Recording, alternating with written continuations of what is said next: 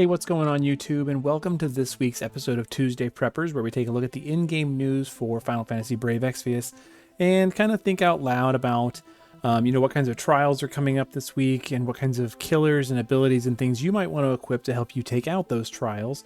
However, because this week we are mainly getting Clash of Wills, we're going to go in a different direction than we normally do, and we're going to do the Clash of Wills version that we usually do.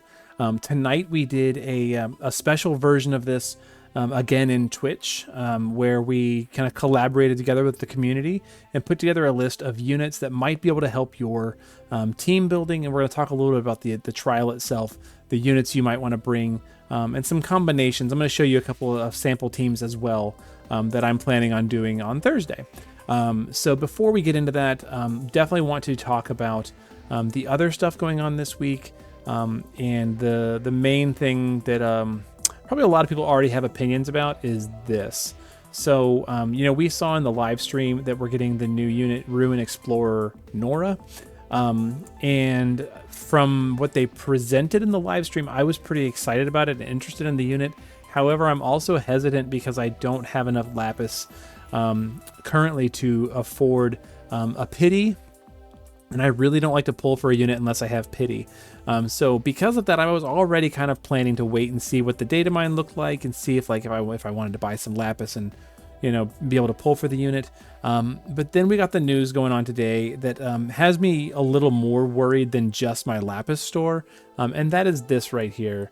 And I'm sure this has been talked to death by a lot of people already, and a lot of people already have formed their own opinions about it. But the fact is that the banner does not include, at least as advertised as it is right now, banner does not include her fragments on it, and the banner tokens are not available to buy her fragments in the shop. So since you can't get her fragments on the banner and you can't get them on the shop, it's going to take a lot more luck to be able to get a usable unit for Clash of Wills, depending on what other units you already have. The bare minimum would be EX1, assuming the rest of your whole team was EX3. If you happen to have a single unit at EX2, now you have to have 2 units at EX2 to be able to reach that full score if you want to rank 1. So, because of that, I'm on the fence about whether or not I want to try and throw tickets or what. I definitely can't throw Lapis because I don't have enough to do the card step up, which we'll talk about in just a second, or go for pity.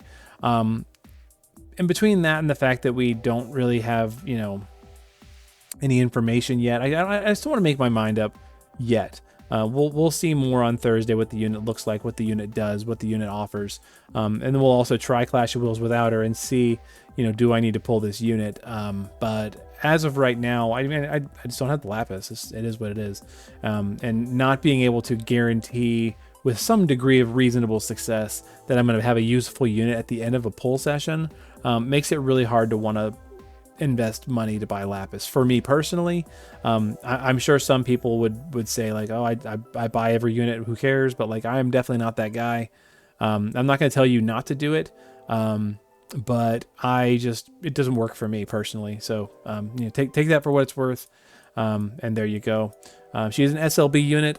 Frankly, the way that she seems, based on how she's described, seems to me kind of a little bit annoying and clunky, because the way they describe it, her SLB boosts the damage of certain LBs for the party, and then abilities for her, and restores a Magnus. My thought is that that the SLB restores a Magnus, the Magnus boosts some ability that she has. Or maybe it is just the damage dealing ability. I don't know, but either way, it's like you're tied to your best burst occurring after her SLB, and that rotation sometimes can get a little bit clunky. Take units like Dwayne or units like A2 just as an example of how difficult that can be sometimes. I would say this is a step up from Ayaka, who uses her SLB and then uses her one big damage ability one time in a fight, and then she's basically done. This is an improvement from that because it recharges and you can redo stuff, but that sounds like it can get a little clunky. To me, again, we don't have the full kit yet. This is just my first impression based on what we're seeing here. Does seem to have some other good stuff, including the ability to boost accuracy for herself, and do some other good things. Yeah, this is not exciting. This is okay. I want to see more, but yeah. So beyond that, we are also vision card. Might as well hit the vision card, right? Hers is pretty good. I would be excited to have this vision card. I mentioned that on my beige carpet review. I would be excited to have this vision card. I would also be excited to have this vision card. It boosts killers. It has this ace up his sleeve ability, which seems to be a 100% water amp after a couple of turns. This sounds really good. It's because you can use it on somebody else based on the description. And it just seems like a good card. But I don't have the Lapis to get it. So I might be missing that one, and I might probably be regretting it later. But yeah, there you go. So beyond Clash of Wills, the other thing that we're really getting is just that the story is continuing. So we know the best part about the story. If you're not into reading the story, the best part is the Lapis. So Chapter 7, Part 1. We're seeing more about stuff about Snovlinka and Rus and Nilika, and yeah. Read your story, get your Lapis, have fun with it. Whatever. So the other big thing that we got going on that I'm really excited about is Clash of Wills. We are getting to see the upgraded version of the sprite. The one on the live stream was kind of gray, didn't have lightning or anything around it. Now this one's kind of like red, purple, looks really cool. And we get to see a little bit more information about it. It is a mechanical wolf built by demons to protect their village from a fearsome dragon. So that's why it's demon, and it's a mechanical wolf. So there you go. I wonder if the fearsome dragon was the dragon from the original class, or the Skies Clash of Wills. That was a fearsome dragon, or maybe the dragon from Maeve's Clash of Wills. I don't know. It'd be neat to get some lore on these Clash of Wills bosses and like why we have them and why they're facing us. And yeah, cool. Please, lore. Anyway, so we know it's a machine beast demon. We know its weaknesses are lightning, fire, and dark. Its name is Beowulf. The other thing we know, based on what we see down here, it uses non-elemental physical and magic attacks, fire, lightning, and dark physical attacks that inflict statuses. It reduces the party's accuracy and imperils you, and it boosts its own area effect to boost its stats. And then it will break you if you do not deal non-evocation, fire, lightning, or dark damage for 2 turns in a row. So those are the things that we know to get ready for. So we know, in doing a review of like how to get ready for a Clash of Wills, I like to think about, what units are going to help us buff killers for these races, are going to help us buff support for the various elements that we're going to do, and then also how to deal with the certain challenges that the boss gives us. In this case, we know, we need to deal with imperils, an accuracy debuff, and status resistances. We also know that the special morale action for this Clash of Wills boss is that you want to boost your own accuracy, and that's going to give you free morale every turn. Every turn that you use an ability that does that. So that is cool. To help us with that, we are also getting a boosted physical accuracy attack on the morale bar. So that's pretty cool. We like that. So let's talk about this. So like I said, we're going to start by thinking about killers. And tonight, over on Twitch, work together with a handful of folks. I'm gonna give you their shout out their names here in just a second, and that way you can see who was helping out and who's going to be getting credit for this video. So let's start with the killers. So killer support. In terms of beast killer support, specific focus on units that might be useful to a Clash of Wills in general, and any unit that has an asterisk next to their name is a unit that also provides some sort of elemental support. So these are kind of like your main picks, okay? So for beasts, we have White Dragon Ling, who also does fire support for the party. We have Chizuru, who does both a selfish, single target buff as well as a party support buff for Beast Killer. Melissa, who does big Beast Killer as well as dark support. I mean, she doesn't have an asterisk there. Oops. Eldrin has a 160 AoE Beast Killer buff. Rain and Fina has some fire support as well as Beast Killer buff. Rain Warrior Prayer, Rain Neo Visions Original, and Lord of the Seas Nicole. So those are the ones that we kind of came up with tonight that are going to provide you with some good Beast Killer. Not the only options, but the ones that kind of give you like the 150 or better type. Okay. Now for Machine Killer, we came up with Leftia. Leftia has fire support as well as a big Machine Killer buff. Yoshikiri, White Dragon Ling again, has Machine Killer and fire. 2B Neo Visions has Machine Killer. Stormseeker Esther has Machine Killer and Lightning support. Albed Girl Riku has Machine Killer and Lightning support. Cetra Descendant Aerith has Machine Killer and Fire support, although her Machine Killer buff is a little low. She also does good stat buffs and LB damage buffs. And then Tidebringer Kaito has Machine Killer on 2 different abilities. One is single target for himself, and one is party abilities. And then Angel also has Lightning support as well as Machine Killer buff. So nice options there for Machine Killer. And then we got Demons. So for Demons, we've got Dark Fina Warrior's Prayer also has Dark support. Vilk has a Demon Killer buff for the party as well as for himself, and morale damage, technically, and a 90% break, technically. Dark Fina and Soul has a Demon Killer buff. Starlight Alina has a Demon Killer buff and Sword Imperil, I believe. King Bahimi has a Demon Killer buff and just general usefulness for Clash of Wills because of morale fill every turn and other stuff. Paladin Sylvie, big Demon Killer buff, AoE Demon Killer buff, morale support, LB support, all the stuff she does, as well as a 100% Thunder amp or Lightning amp. Blade of Vengeance Ibarra has Thunder support in the form of her Imperils, as well as Dark support, and has a Demon Killer buff. Pretty nice. Bulwark has Dark support and Demon Killer buff. Stormseeker Esther has Lightning support and Demon Killer. And then Kaito, just like Machine, has 2 options for Demon Killer that are single target and AoE. So, you know, if you just look at those right there, you can probably pick out a couple of units that you might think, those units do, you know, a couple different things for my party, whether we're talking about like elemental support and actually doing damage, or elemental support and doing a killer buff, elemental support and doing like a status immunity buff. You know, lots of things that these units might be able to do, but you want to maybe pull from when you're starting to put your team together.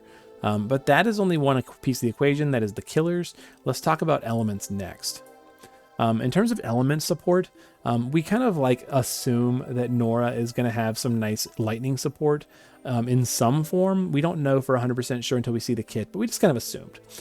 Sylvie also has lightning support, as already mentioned in the form of her amplifies. Sage of Thunder Sakura and Sakura Dark Lineage also have Imperil fields from Ramuh. Neovision's Ferris, on the other hand, has an Amplify field from Ramuh. Reno has a big break for Thunder, as well as just good breaks in general. Blade of Vengeance Ibarra has Imperils and personal support for herself. Stormseeker Esther, as I already mentioned, lightning support for self and Imperils. Determined Dagger has elemental field as well. And then Cloud Strife, Young Hero Zack, and Angel also have relatively good Imperils at 130%. Cloud in particular has some Clash of Wills utility, not very much, but it is there. So there you go. So definitely not all the options. I also Edge Neovision has some Thunder support as well. Not all the options, but there are some options there for lightning. For fire, we talked about Summoner Lena, Tsukiko, Roberta Nignitos, Seeker of Freedom Vaughn with the big 160 fire imperil, Kid, who has the ability to do good breaks and fire fields and damage. Neovision's Terra technically has a fire amplify field, technically. Abigail has fire imbue on demand, as well as just being a useful breaker and support unit for Clash of Wills. Not the best amplify, but it is on demand.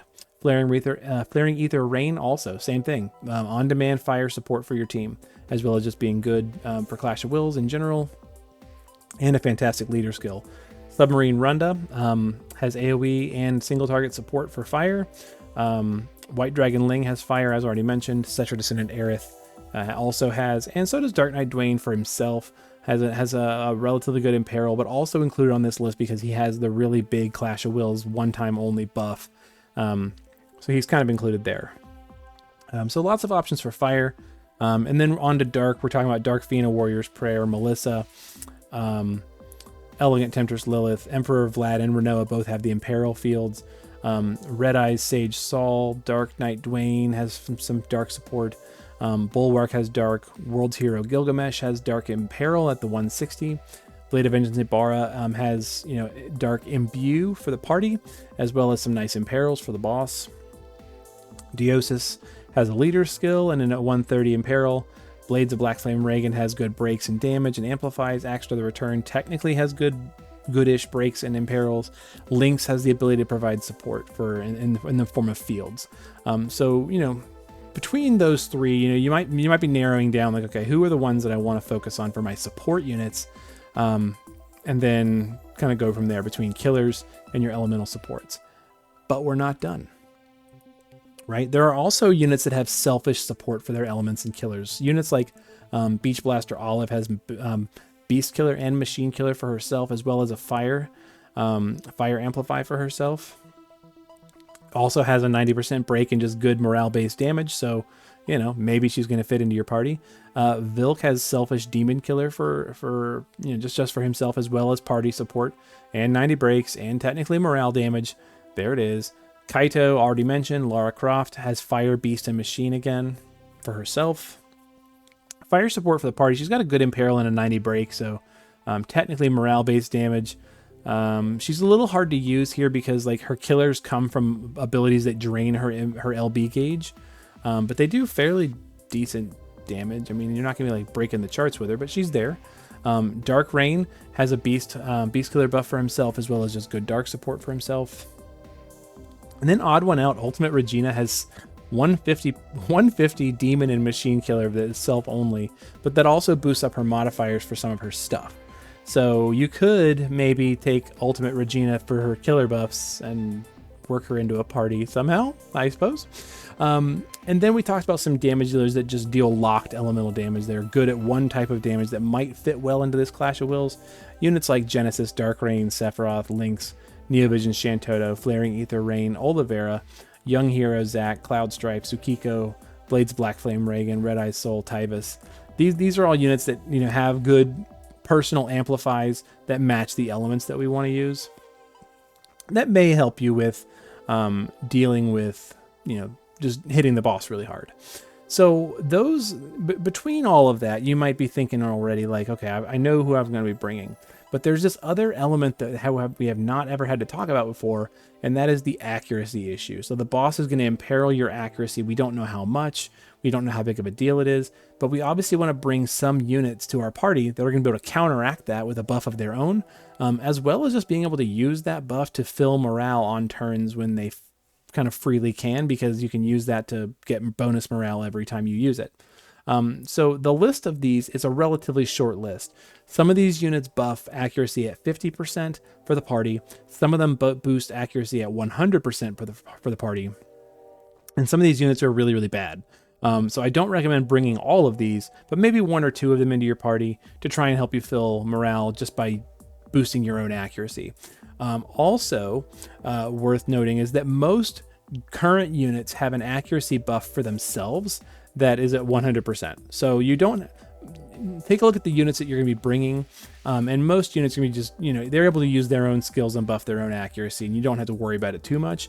But if you are having trouble filling morale and want to maybe squeeze one of these units in to try and help you fill morale a little faster, that's what this list is about. So in terms of the AoE accuracy buffs, Paladin Sylvie has Paladin's Offense, which is 100% AoE. Samurai Chizuru's base form Limit Burst, which most people would say is pretty useless, has an accuracy buff on the base LB. Divine Beast Chow has Encouraging Light.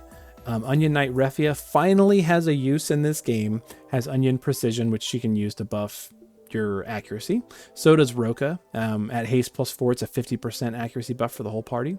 Songstress Yuna has Jitterbug. Roberta and Ignitos has both Dragoon's Aim, which is a party accuracy buff, and an Emissary of Demise, which is self only. Chizuru also has self only, just like I said before. Most current units do. Onion Knight Neovisions has his own LB, as well as the 5 Lights ability. Roy Mustang technically has it with Taking Command, and is he's a fire damage dealer technically.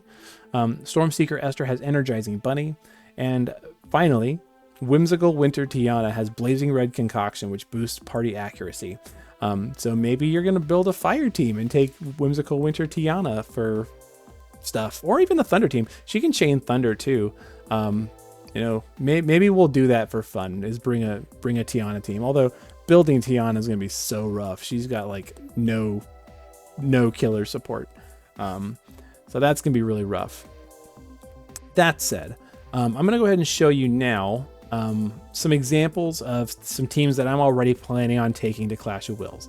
As a disclaimer, I don't know if these teams are actually going to work. I have obviously have not tested it or done anything with it. These are just like the kind of the ones that I'm thinking about first. This is the first team that I'm planning, and this is I posted this screenshot of this earlier on YouTube, and here's the team that I'm thinking about as like what I think might work for my first Clash of Wills rank 1 attempt. Basically, I've got Esther geared as a tank with resistances to thunder, lightning, and fire. She's got 50% evasion in her kit. You know, she's gonna be getting. We might tweak that a little bit, but I want her to actually take some thunder hits so she can absorb some health. And then she's got maxed out, true double hand spirit and defense, and whatever. She's also wearing, peppermint rod to fill morale every turn, and just things like that. So we're hoping that she's gonna be able to serve as a tank, and then also maybe do some damage. She's got the killers maxed out at Beast, Demon, and Machine, LB damage, True Double Hand, Indestructible Light, whatever. She's kind of my like throwaway, add this person in for the last turn burst, whatever. But I'd like to use her LB field too if I can. Also worth noting, all my DPS units in this team do have maxed out killers for all 3 races, which is kind of a pain. Sylvie in this case is doing just typical Sylvie stuff, Blizzard Orbs and morale fill and whatever. She's got a Vilk Vision card. Cool. She's got the accuracy support. She's got status immunity support. She's got LB support, thunder support. Awesome stuff. Sylvie's great. Sage of Thunder is here to be doing the Thunder Field Imperil, which is twofold. 1 to do more damage, 2 to wipe out the boss's Imperil field or Amplify field. So there she is. I just kind of geared her for HP, and I'm hoping that Sylvie and Esther can keep her alive. And she's got LB fill, or not LB fill, Esper fill, so that she can get the Esper gauge up faster and be able to use it. She's wearing a Sylvie Vision card for morale fill. She's got the Empress Rod, the Memorial Ring, and then technically this form is geared for a little bit of damage, but I'm not really holding my breath. It's also trance, which is annoying, but she's also able to do a single target thunder amp, which is going to roll up to 100%, as well as just like reasonable amps and LB damage buffs and stuff like that for the party. So she and Sylvie kind of fill similar roles. She also has status immunity, but the big thing she does bring is some chaining support and the LB field or the Imperil field. Dwayne is our leader, and he's got a Blizzard Orb just in case he needs to counter. And he's got all the killers he needs. My main goal is to use his LB, so I did have to gear him for LB, but he's got killers, true dual wield, all the stuff he needs. He's looking pretty good. There's his stats, his own vision card, and there we go. Gearing for 3 killers does kind of hamper him a little bit. I'm hoping that he's going to be my main damage though. We'll see how it goes. Chizuru, wearing the Obsidian Bracer, and then Galvin Lilies for morale fill, and then just, Lotus, Tyvus Spirit, normal stuff. High class dagger, because if I end up having to use her LB, I need to get that LB back very quickly, so that we can use it in her shift form. But remember, her base LB does the boost accuracy, so that could be a way to fill morale if we need to. Shift form, all the normal stuff. True double hand, LB damage, all the killers. And there she is. She's wearing Esther's vision card for killers, and LB support and things like that, and just reasonable stats. And then she's also doing the Beast Killer buff, so she's our Beast Killer buffer here. So we got Sylvie doing Demon, Chizuru doing Beast, and then 2B doing Machine. So 2B is going to be our, another one of our main DPS. She's getting boosted very nicely by Dwayne's leader skill, as is pretty much everybody else. And she's got all of our good Clash of Wills gear. She's got all the killers. She's got her own vision card, Dark Vision's katana, what have you. And she's just geared the same in both forms. So that way she can be able to do a little bit of damage no matter what. Remember that her chaining skills fill morale as well as buffing killers. So you're going to be using those to kind of fill morale on turns where you can, as well as just doing a little bit of chip damage and things like that. And that's kind of the team that I'm thinking of for my first Clash of Wills clear. Now, I also put together a team that I'm hoping will be able to be used for, where is it? Where did it go? This one. That I'm hoping is going to be able to be used for just kind of clearing levels 1 through 85 or so, just to kind of get me through. And it's not surprising, right? So we've got killer buffs. We've got from these two, we got field support.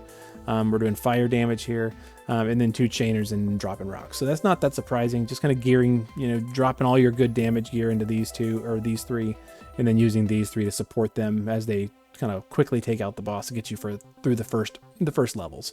And there you go.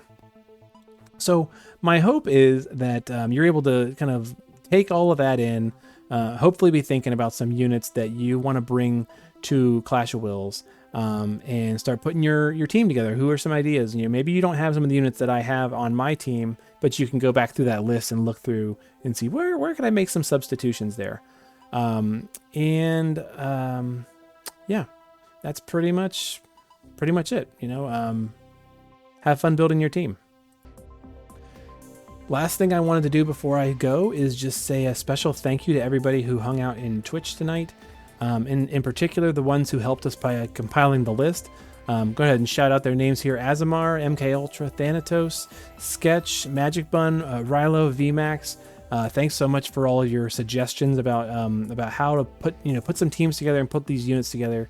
And VMAX in particular for helping us to navigate the builder. I don't spend a ton of time on the builder, but it is a really good utility for like how to find units that can do things. VMAX really helped us find all those accuracy buffers, and that was very, very useful. So thank you to all of you for helping me put together that list of all the units. So we'll be doing Clash of Wills stuff probably on Thursday over on Twitch. I think with story, I'm just going to go ahead and burn through that during the day if I can. That way I'm not boring you guys with that. And we'll focus on playing Clash of Wills on Thursday night. And hopefully have a good time. Maybe get rank 1. I don't know. We'll see. But if we need a list of units that we can use to swap out and sub, we've at least got that going for us now that we've compiled this big list. And we can have some fun with it. So until then, be good to each other. Take care. And we will see you on Thursday.